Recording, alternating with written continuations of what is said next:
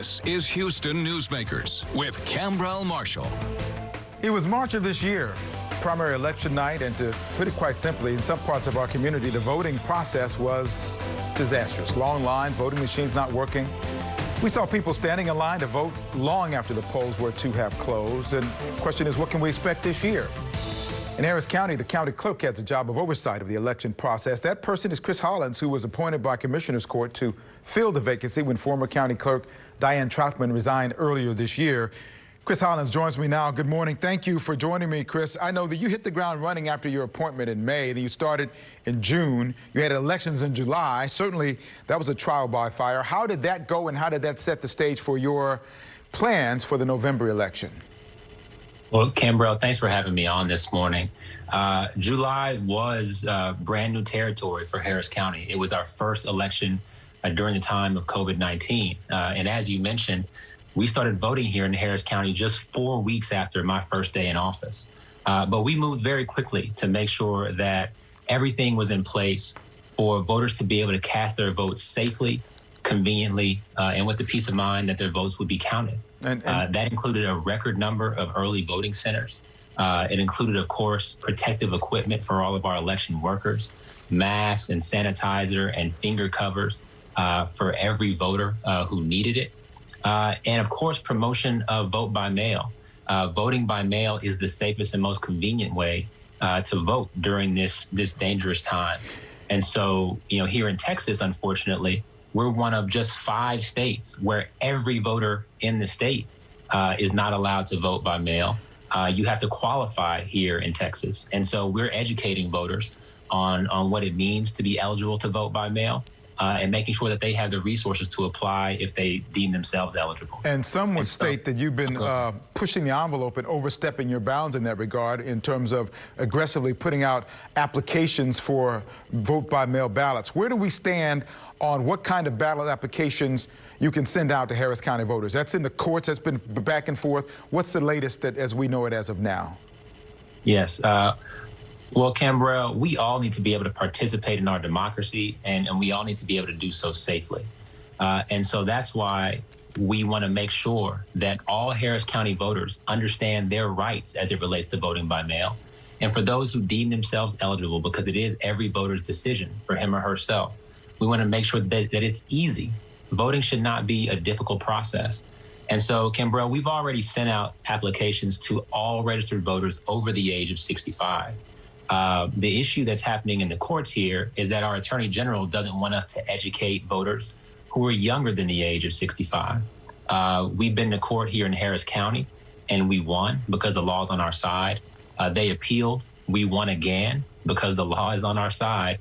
And now they're appealing again because they want to delay this information getting to Harris County voters as long as they can. And that's really unfortunate. We were talking before we started rolling about the fact that voting should not be a partisan issue. The right to vote should be protected for all voters, regardless of age, regardless of where you come from, regardless of your political party.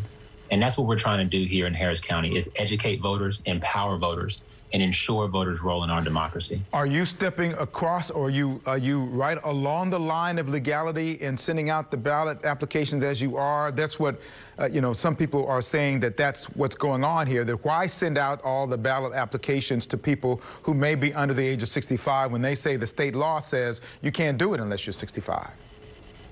We're nowhere close to any lines of legality. We are well within the bounds of the law. You qualify to vote by mail here in Texas. One of those qualifiers is being age 65 or older. Another is traveling outside of the county during the voting period. We know that now we have a lot of students who have gone off to college. Mm-hmm. We have many people who are traveling to live with their parents and family members during the time of COVID-19. You also qualify if you're in jail, and you qualify if you have a disability. And here in Texas, the law on disability is not just the traditional understanding of the term. It's if you're sick, if you're pregnant, or if you have a physical condition that creates a likelihood of injury if you vote in person. And the Supreme Court has ruled, Cambrell, that you make that decision for yourself and that you can take lack of immunity to COVID-19 into account in your decision. Now, it can't be the only factor. Right. If you're perfectly healthy, you're not eligible.